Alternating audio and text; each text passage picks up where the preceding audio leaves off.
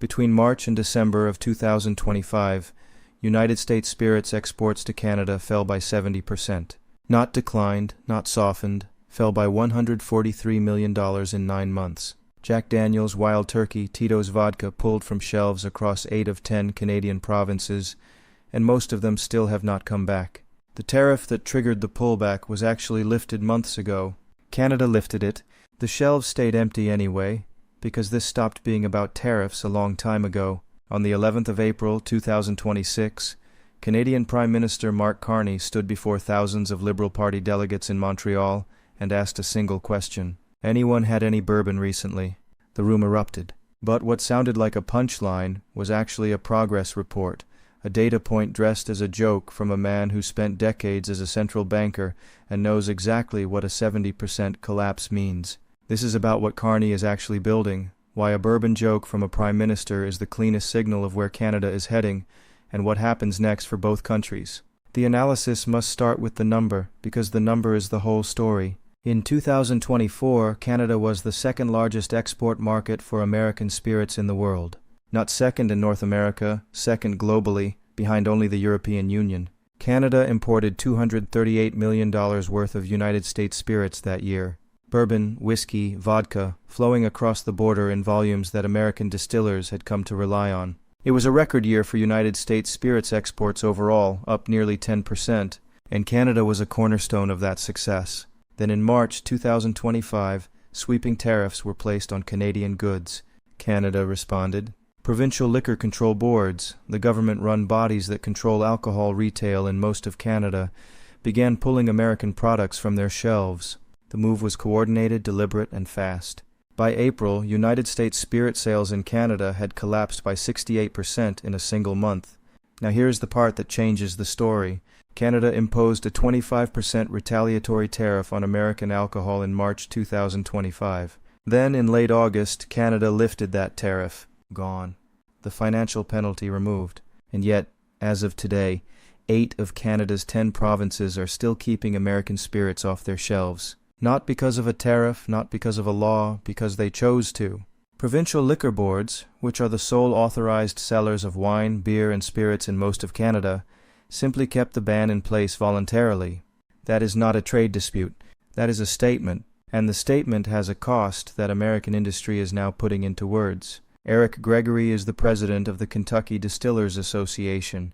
In March of 2026, he sat down and described what the past year had done to his state's signature industry. He indicated that export numbers for the full year 2025 had been tallied, and whiskey exports were at a 10-year low. 50% of exports in 2025 were lost to Canada alone. A 10-year low for an industry that had been growing for a decade straight. The Distilled Spirits Council of the United States, the official trade body known as DISCUS, put the full-year numbers in their 2025 export report. United States spirits exports to Canada totaled $89 million for the year, down from $238 million the year before. Canada, which had been the number 2 market in the world for American spirits, fell to number 6. It did not edge down. It dropped 4 places in 12 months, and Gregory was blunt about the reason. He noted that American goods were coming in and out of Canada tariff-free, but the anger was such that all United States alcohol had been taken off shelves. Tariff-free. The commercial barrier is gone. The shelves are still empty. That is the context in which Mark Carney walked onto a stage in Montreal and asked whether anyone in the room had had bourbon recently. He was not making a joke about anyone's feelings. He was citing a real number, and the crowd knew it. Now consider what happened to Jim Beam. Jim Beam is not a boutique craft distillery. It is a 230-year-old brand. It survived Prohibition. It survived 2 world wars. It survived recessions, market crashes, and shifts in consumer taste across 2 centuries of American history. In late 2025, Jim Beam's parent company announced it was halting distilling operations at its flagship Clermont, Kentucky facility, not permanently, but for a defined period tied directly to collapsing export demand and record inventory buildup. Kentucky alone had 16 million barrels of excess bourbon stock sitting in warehouses. 16 million barrels. And the path that was supposed to clear that inventory, exporting it, had been cut off. Not by a foreign government's ongoing tariff, but by the choices of Canadian provincial liquor boards that looked at the removal of the retaliatory tariff and said, "We are not done yet." Chris Swanger, the president of Discus, said it plainly in the organization's mid-year 2025 report. There is a growing concern that international consumers are increasingly opting for domestically produced spirits or imports from countries other than the United States, signaling a shift away from great American spirits brands. And that shift in Canada specifically is not accidental. It has a name, it has a policy, and it has a Prime Minister who is now calling it by name in front of thousands of people. Here is what Mark Carney actually said in Montreal on April 11th. The full arc of it matters, not just the punchline. He told the crowd that what Canadians had been doing over the past year started quietly, people choosing a wine from the Okanagan over one from California, a family booking a vacation to Prince Edward Island instead of flights to Florida, and then anyone had any bourbon recently? But then he said this: small individual acts of solidarity, but repeated millions of times, and together they make a statement. We are the masters of our destiny. That sentence is not a rhetorical flourish. Coming from a former governor of the Bank of Canada, a former governor of the Bank of England, a man who managed national economies through the 2008 financial crisis and the Brexit shock, "We are the masters of our destiny," is a policy declaration with a spreadsheet behind it. And the speech did not stop at Bourbon. The moment that got a standing ovation came when Carney turned to Canada's military. The days of our military sending 70 cents of every dollar to the United States are over. Standing ovation. In a room full of Liberal Party delegates in Montreal for a line about defense procurement. That tells you something about where the Canadian political mood is right now. But separate the applause from the substance, because the substance is significant. Roughly 70% of Canada's military capital spending has historically flowed to United States suppliers. That is not a rounding error.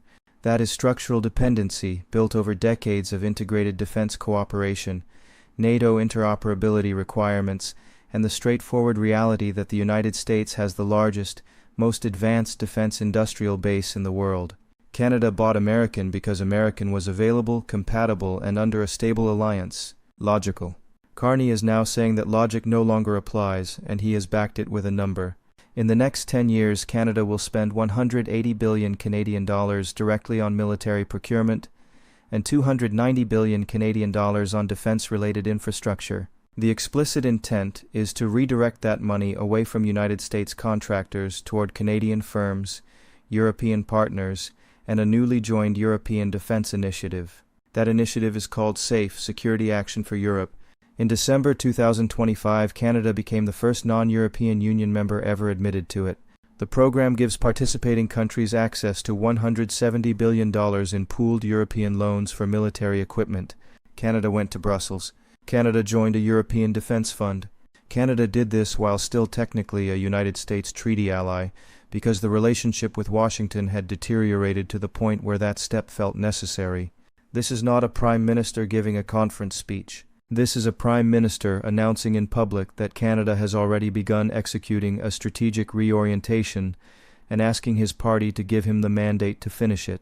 Which brings us to why this speech happened on this particular Saturday. 3 days after Carney spoke in Montreal, Canada holds by-elections the 14th of April 2026. 3 ridings are up for grabs, including Terrebonne, a competitive Quebec seat that the Liberals need badly. If the Liberals win all 3, Mark Carney's government moves within reach of a majority in the 45th Canadian Parliament, and a majority changes the negotiating calculus in a specific concrete way. What that means for the Canada-United States trade relationship heading into the CUSMA renegotiation is critical. Let us talk about what a majority actually means. Because in Canadian politics right now, the difference between a minority and a majority government is not a procedural footnote. It is the difference between a Prime Minister who has to negotiate every vote in Parliament and one who can govern with a defined mandate for up to 4 years. Carney has been operating in minority territory since winning the election roughly a year ago. He has governed effectively. 5 floor crossers have joined the Liberal caucus, including a former Conservative member, a move that raised eyebrows among progressive Liberals, but also signaled that Carney's political tent is expanding rather than contracting. His wife, Diana Fox Carney, told the Montreal convention crowd that she and the Prime Minister have been stopped on the streets in Mumbai, Sydney, London, and Paris by people wanting to thank Canada for providing, in her words, a beacon of hope in a confounding world. That is the international context. But the domestic context is what determines how much leverage Carney carries into the next phase of this fight. CUSMA, the Canada-United States-Mexico Agreement, the successor to NAFTA, is formally up for review in 2026. That review is not a gentle diplomatic check-in. It is a defined renegotiation window with real stakes. The Eurasia Group in its top risks assessment for 2026 described the likely outcome bluntly. CUSMA will not be cleanly renegotiated, extended, or terminated. Instead, it will stagger forward as what they called a zombie agreement, neither fully alive nor dead, while sectoral tariffs on autos, steel, and aluminum are used as leverage in ongoing negotiations. The assessment specifically noted that the American administration does not like Canada's tough, detail-oriented approach to trade talks, and that Carney will struggle to sell the kind of concessions that could be publicly claimed as a win south of the border. That is the landscape. And into that landscape, Carney walked on Saturday and delivered a speech designed to do one specific thing: make clear that Canada is no longer negotiating from a position of dependency. Here's what that looks like in practice, and it goes well beyond Bourbon. On the trade side, Carney has committed to doubling Canada's non-United States exports over the next decade. That is a structural diversification target, not a talking point. He has outlined plans to prioritize Canadian suppliers in federal procurement, to redirect military spending, and to deepen trade relationships with the European Union and the United Kingdom. The Office of the United States Trade Representative, in a recent report on foreign trade barriers, called Canada's Buy Canadian policy a trade irritant. Carney cited that same policy in his convention speech and called it a source of national strength. He and the current American administration are not reading from the same document. On the defense side, the European Union's safe membership is already operational. Canada, as the first non-European Union country admitted, now has access to $170 billion in pooled European defense loans. The program covers missiles and ammunition, artillery systems, drone and anti-drone technology, cyber warfare capabilities, and air and missile defense. Canadian defense companies have been described by Carney as having tremendous opportunities from the arrangement. What goes unsaid but is understood by everyone in the room is that every dollar flowing to a European defense contractor is a dollar that is not flowing to a United States one. Now, is this easy to execute? No, and it is worth being honest about that because the gap between the declaration and the reality is real. Canada does not have a defense industrial base that can simply absorb a reorientation of this scale overnight. Roughly 70% of military capital spending going to United States suppliers did not happen by accident. It happened because United States systems are advanced, available, and built for NATO interoperability. Moving away from that takes years of investment, new supply chains, and careful coordination to ensure Canadian forces can still operate alongside Allied systems. The Canadian Broadcasting Corporation investigated this directly. In mid-2025, a major defense contract for night vision binoculars was reposted 6 times by the federal government, and each time the specifications pointed back toward United States suppliers, despite Carney's stated directive to diversify. Defense expert Dave Perry said plainly that it will take time and deliberate intention to uncouple Canada's procurement from American contractors. The announcement and the execution are not the same thing. There is also the CUSMA complication.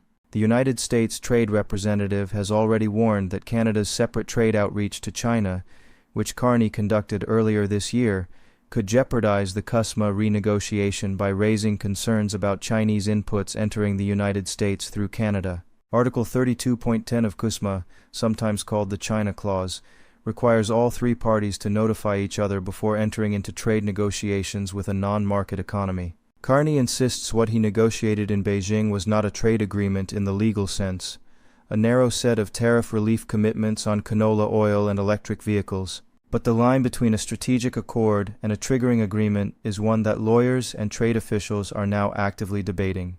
And that matters because the strongest card in Carney's hand, the documented damage to United States industry, only works as leverage if CUSMA survives long enough to be the arena where that leverage is applied. So map the scenarios because there are really 3 directions this goes from here. The first scenario is the one Carney is betting on.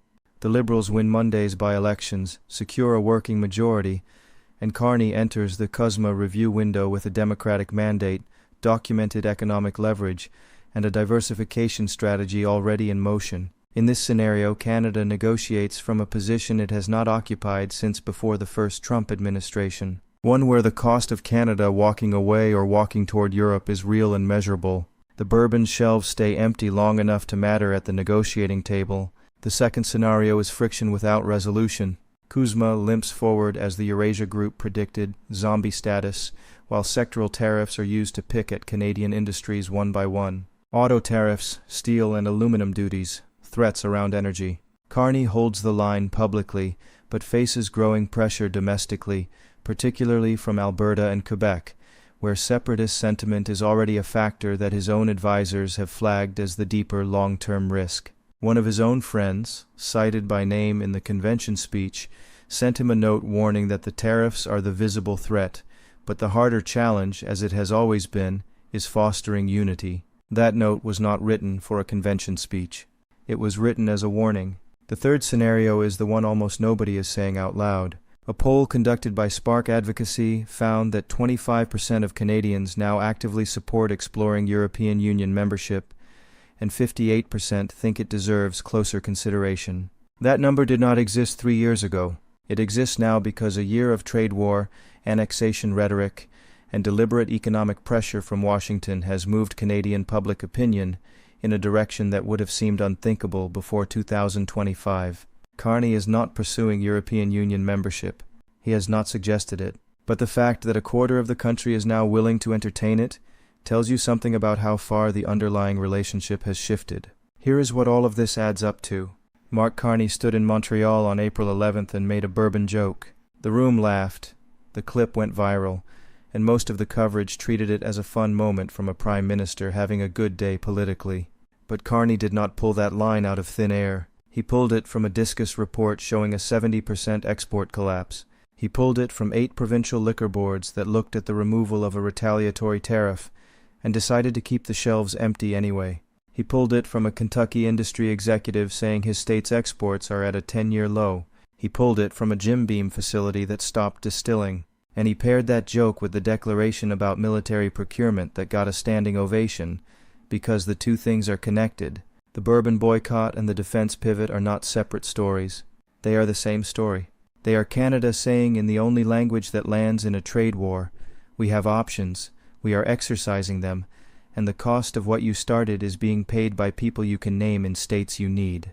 Whether Carney wins his majority on Monday, whether Kuzma survives its review window intact, whether the European Union defense integration delivers real results, those are open questions. But one thing is not open.